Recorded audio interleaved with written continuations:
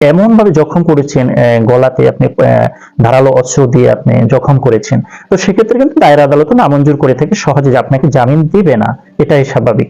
তো আপনি কি করতে পারেন, তো দায়রা আদালত তো ওখানে নামঞ্জুর করবে, এই নামঞ্জুরের কপি ওখানে লাস্ট অর্ডার শিটটা উঠিয়ে আপনি হাইকোর্ট চলে যেতে পারেন। তো হাইকোর্টে গেলে এটা সাধারণত পেরিয়ার দিলে জামিন হয়ে থাকে, এটা ব্যাপার না, ঠিক আছে। এই মামলা জামিন দিয়ে থাকে হাইকোর্ট। তো জামিন দিলে তো জামিন হয়ে গেল।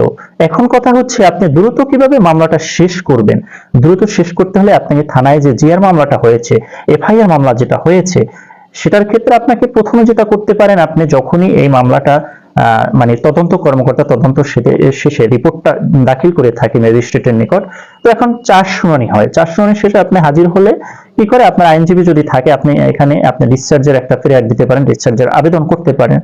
যদি এখানে ডিসচার্জ করে, তাহলে তো আপনি এই মামলা থেকে ডিসচার্জ পেয়ে গেলেন, ঠিক আছে, অব্যাহতি পেয়ে গেলেন।